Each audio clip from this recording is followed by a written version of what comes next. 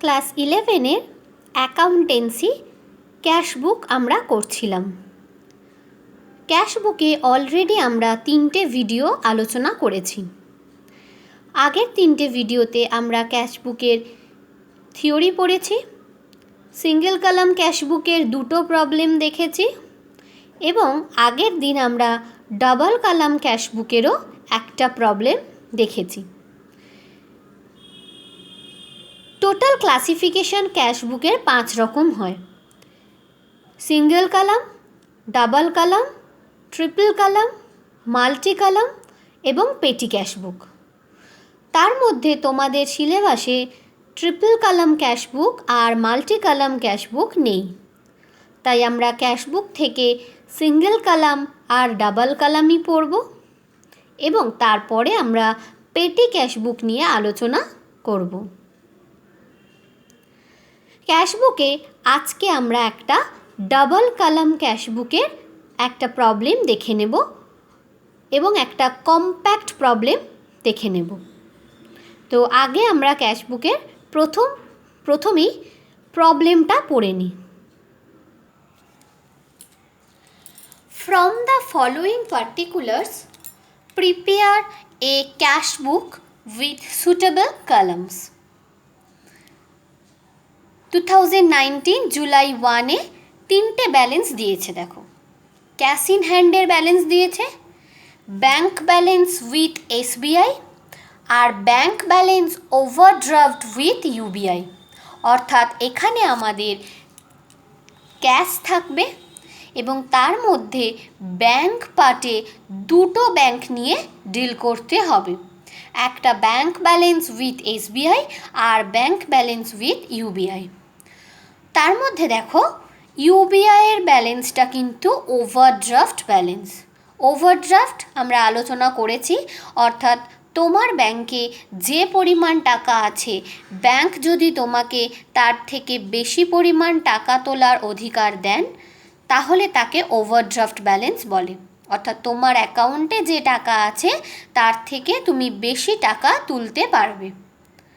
তো সেরকমই ইউবিআই ব্যাংকে ওভারড্রাফট ব্যালেন্স আছে। আমরা জানি ক্যাশের ক্ষেত্রে কিন্তু কখনো ক্রেডিট ব্যালেন্স হয় না। ক্যাশ সবসময় হয় ডেবিট ব্যালেন্স হবে, না হলে নীল ব্যালেন্স হবে। কিন্তু ব্যাংকের ক্ষেত্রে কিন্তু তা নয়, কারণ ক্যাশ আমাদের হাতে যা আছে তার থেকে বেশি আমি খরচ করতে পারি না, কিন্তু ব্যাংকের ক্ষেত্রে সেটা সবসময় হয় না। তাই ব্যাংকে অনেক সময় ক্রেডিট ব্যালেন্সও হয়।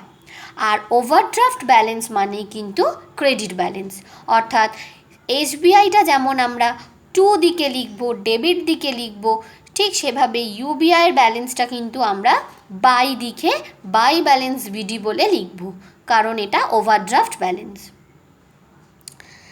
Next, July 4 cash sales of goods.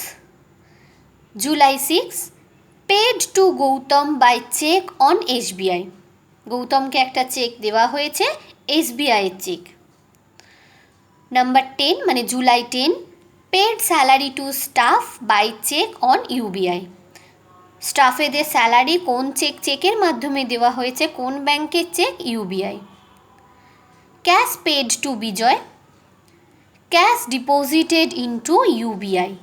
Cash deposit করছে ইউবিআই ব্যাংকে, এটা আমাদের কন্ট্রা এন্ট্রি, কারণ ক্যাশ থেকে ব্যাংকে যাচ্ছে। কন্ট্রা এন্ট্রি কিন্তু ভেরি ইম্পর্টেন্ট টপিক, আমাদের অঙ্ক করতেও যেমন কাজে লাগে ঠিক তেমনই কিন্তু 1 মার্কসের কোশ্চেনেই অনেক সময় হোয়াট ইজ কন্ট্রা এন্ট্রি কোশ্চেনটা দেয়। তাহলে নাম্বার 17-এ cash deposited into UBI. Next, July 20 cheque receive from Sujoy and deposited with SBI. অর্থাৎ যেদিনে চেক পেয়েছে সেদিনেই এসবিআইতে জমা দিয়ে দিয়েছে।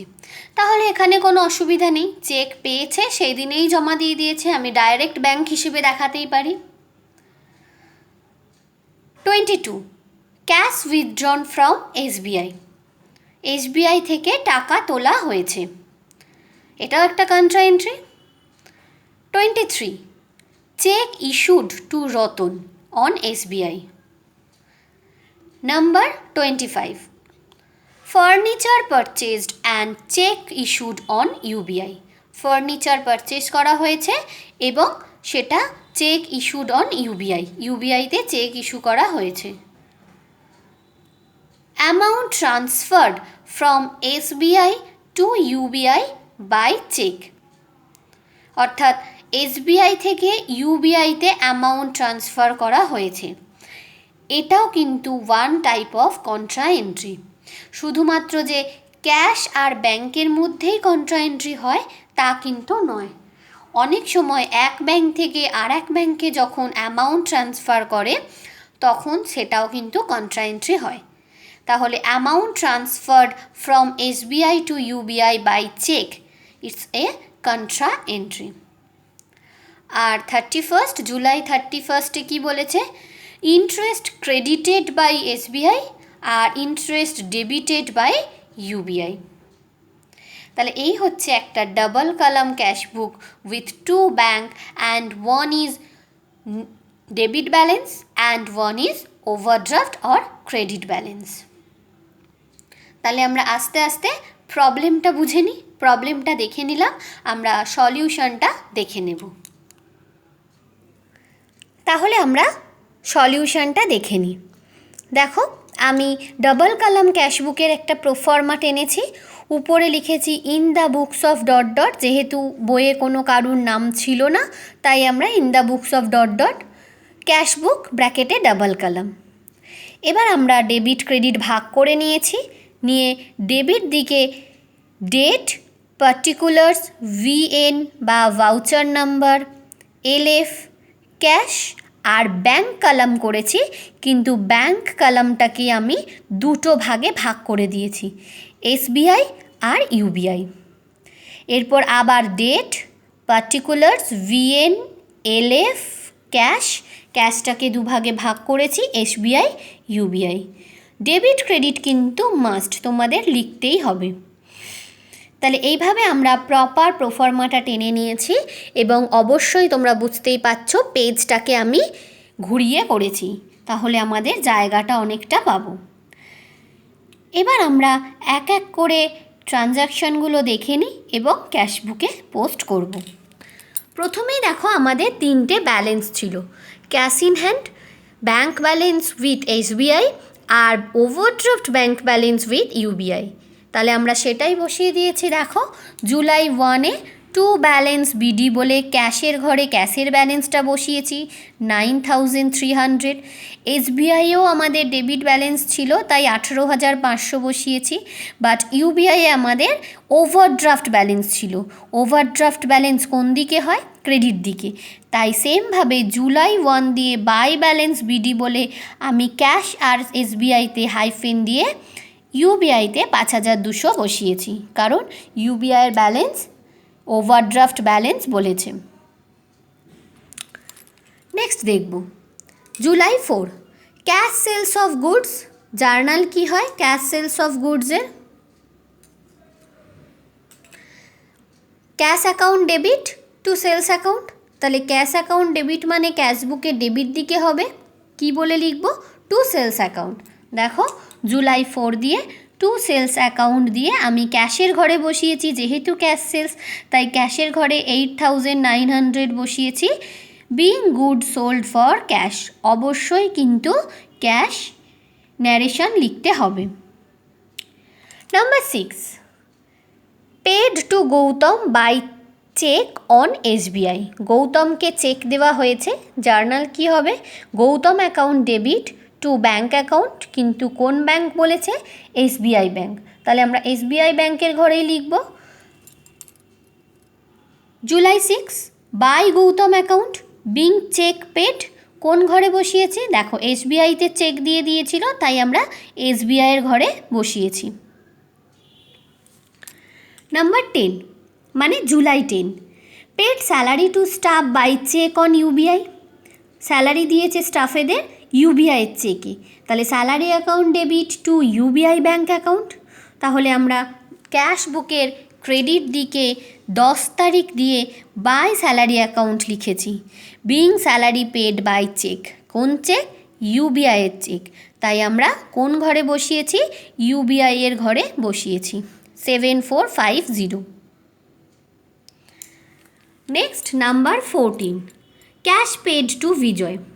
Very easy, cash paid to Bijay amount 2100। তাহলে Bijay account debit to cash account, তাহলে ক্যাশ বুকের ক্রেডিট দিকে 14 দিয়ে by Bijay account being cash paid, ক্যাশের ঘরে 2100, যেহেতু ক্যাশ পেড করেছে তাই ক্যাশের ঘরে 2100। Next 17, cash deposited into UBI. তাহলে UBI account debit to cash account, এবং এটা অবশ্যই কি এন্ট্রি? Contra entry. তাহলে UBI account debit to cash account, তাহলে ইউবিআই হচ্ছে ডেবিট হবে, তাই আমি ডেবিট দিকে টু ক্যাশ অ্যাকাউন্ট বলে ইউবিআইয়ের ঘরে 2500 বসিয়েছি। জুলাই 17 ক্যাশ অ্যাকাউন্ট বলে ইউবিআইয়ের ঘরে 2500 বসিয়েছি। আবার এদিকেও 17 তারিখ দিয়ে জুলাই 17 দিয়ে বাই ইউবিআই অ্যাকাউন্ট বলে ক্যাশের ঘরে 2500 বসিয়েছি। যেহেতু একটাই ট্রানজাকশান একই ক্যাশবুকে ডেবিট আর ক্রেডিটে আমরা বসিয়েছি, তাই এটাকে বলা হয় কন্ট্রা এন্ট্রি, যেটা আমরা আগের দিন পড়েছিলাম। তাই কন্ট্রা এন্ট্রি হলে তার জন্য কোনো ন্যারেশন লিখতে হয় না। তাই দেখো আমরা 17 তারিখে কিন্তু কোনো ন্যারেশন লিখিনি, তার বদলে আমরা এলএফের ঘরে সি বলে লিখব, অর্থাৎ এটা কন্ট্রা এন্ট্রি বোঝানোর জন্য। তাহলে 17 তারিখের এন্ট্রিটা বোঝা গেল। 20তে কি বলেছে? Cheque receive from Sujoy and deposited with SBI. Cheque পেয়েছি এবং সেটা ওই দিনেই ইউবিআইতে জমা দিয়ে দিয়েছি। আমি আগের ভিডিওতে বলেছিলাম যে যখনই কোনো চেক আমরা পাবো তখন অবশ্যই যদি মেনশন করা না থাকে যে ওই ডেটেই জমা হয়েছে, তাহলে আমরা দেখে নেব যে অঙ্কের কোথাও পরবর্তী কোনো ডেটে সেটা জমা পড়েছে কিনা। যদি না পড়ে তাহলে আমরা অ্যাজিউম করে নেব যে সেম ডেটেই আমাদের ব্যাংকে জমা পড়েছে। কিন্তু যদি date of receipt and date of deposit যদি ডিফারেন্ট হয়, তাহলে কিন্তু আমাদের যে ডেটে আমরা চেকটা পাচ্ছি সেই ডেটে বিজনেসে ক্যাশ হিসেবে আমাকে চেকটা দেখাতে হবে। এরপর যেদিন আমরা সেই চেকটা ব্যাংকে জমা দেব, সেটা যেন ক্যাশ থেকে ব্যাংকে জমা পড়েছে এইভাবে কন্ট্রা এন্ট্রি হিসেবে দেখাবো। তাহলে এখানে আমাদের বলেই দিয়েছে সেম ডেটে জমা পড়েছে, তাই কোনো অসুবিধাই নেই। আমরা 20 তারিখে 20তে জুলাই 20তে cheque receive from Sujoy deposited with SBI, তাহলে এসবিআই অ্যাকাউন্ট ডেবিট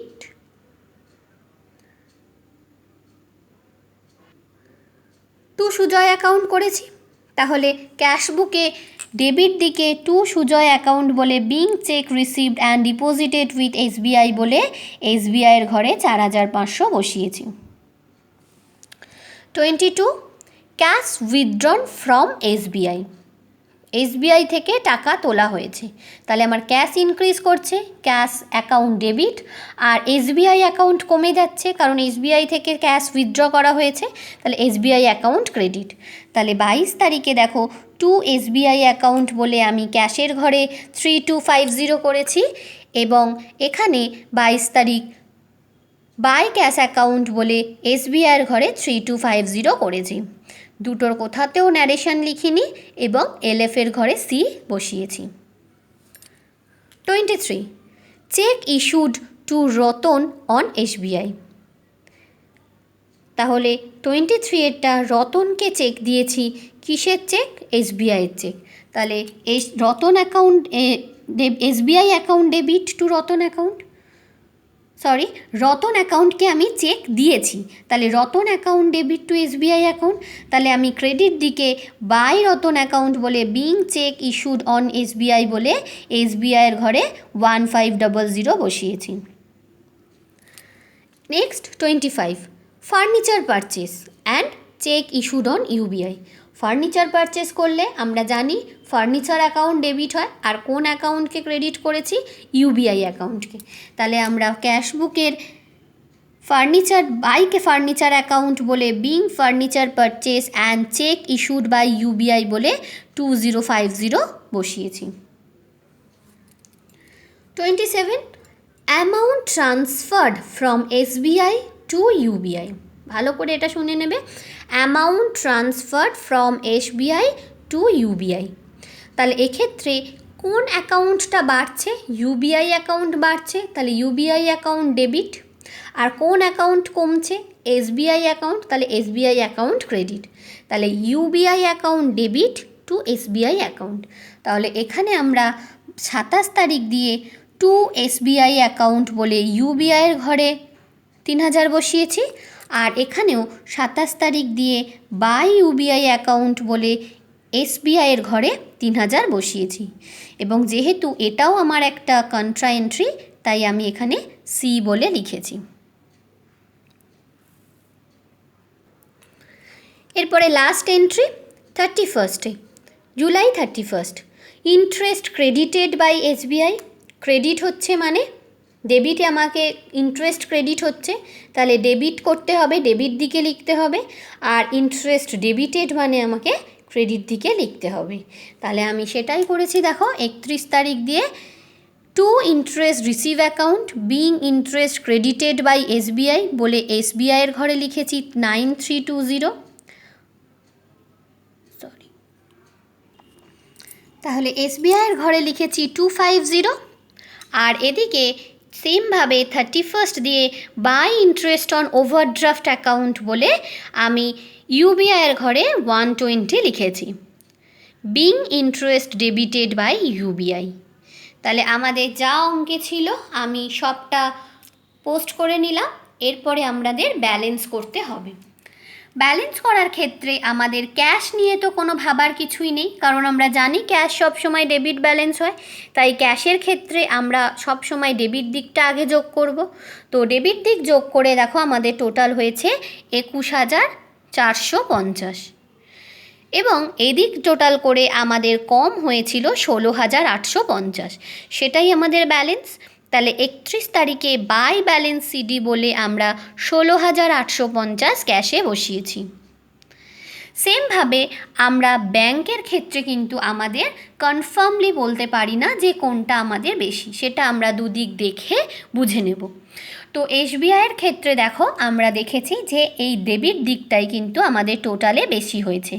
তাহলে আগে আমরা ডেবিট দিক যোগ করেছি, করে আমাদের হয়েছে 23,250। আর এদিকে আমাদের কম হয়েছে, মানে এদিকটা যোগ করে আমাদের টোটাল ব্যালেন্স বেরিয়েছে 12,400। কিন্তু ইউবিআইয়ের ক্ষেত্রে কিন্তু আমাদের কোন দিকটা বেশি হয়েছে? আমাদের ইউবিআইয়ের ক্ষেত্রে দেখো এদিকে আছে মাত্র 2,500 আর 3,000, মানে 5,500। কিন্তু এখানে অলরেডি 5,200, 7,450, অনেকটাই বেশি। তাই এক্ষেত্রে আমরা ইউবিআইয়ের ক্রেডিট দিকটা আগে যোগ করব। ইউবিআইয়ের ক্রেডিট দিক যোগ করে আমাদের টোটাল হয়েছে 14,820। তো সেক্ষেত্রে আমাদের ব্যালেন্সটা কিন্তু এই দিকে হবে, ব্যালেন্সটা আমাদের এই দিকে হবে। তাই আমরা ইউবিআইয়ের ঘরে 9320 ব্যালেন্স বসিয়েছি, কারণ ডেবিট দিকে, কারণ আমাদের এক্ষেত্রে ক্রেডিট দিকটাই বেশি হয়েছে। তো এইভাবে আমরা যেমন ডেবিট দিকে ক্রেডিট দিকে বাই ব্যালেন্স সিডিতে ক্যাশ আর এসবিআইয়ের ব্যালেন্স লিখেছি, ঠিক সেভাবে টু ব্যালেন্স সিডি বলে আমরা ইউবিআইয়ের ঘরে ইউবিআইয়ের ব্যালেন্স লিখেছি। এবং তারপর আমাদের এটাকে বিডি করতে হবে। তাহলে বিডি করার ক্ষেত্রে এই ব্যালেন্সটা আমাদের বিডি হিসেবে এদিকেই যাবে। তাহলে August 1 নেক্সট ডেট, August 1-এ বাই ব্যালেন্স বিডি বলে আমরা ইউবিআইয়ের ঘরে 9320 বসিয়েছি। আর এই দিকের যে ব্যালেন্সগুলো সিডি সেটা নিশ্চয়ই এদিকে আসবে। তাহলে August 1-এ টু ব্যালেন্স বিডি বলে আমরা ক্যাশেরটা ক্যাশের ঘরে আর এসবিআইয়েরটা এসবিআইয়ের ঘরে বসিয়েছি। এইভাবেই আমাদের কোনো অঙ্ক যদি দুটো ব্যাংক রিলেটেড দেয় এবং একটা ব্যাংক ডেবিটে আর একটা ব্যাংক ওভারড্রাফট ব্যালেন্স অর্থাৎ ক্রেডিটে দেয়, এইভাবে আমরা অঙ্কটা করে নেব। ক্যাশবুক কিন্তু তোমাদের খুবই ইম্পর্টেন্ট একটা চ্যাপ্টার। ক্যাশবুক 6 মার্কসের অঙ্কে আসে এবং একটু বড় অঙ্কই দেয় যেহেতু 6 মার্কসের, এবং ডাবল কলাম ক্যাশবুক ভালো করে প্র্যাকটিস করতে হবে। ক্যাশবুক আজকে আমরা এই পর্যন্তই করলাম ক্যাশবুকের। নেক্সট ভিডিও থেকে আমরা পেটি ক্যাশবুক শুরু করব।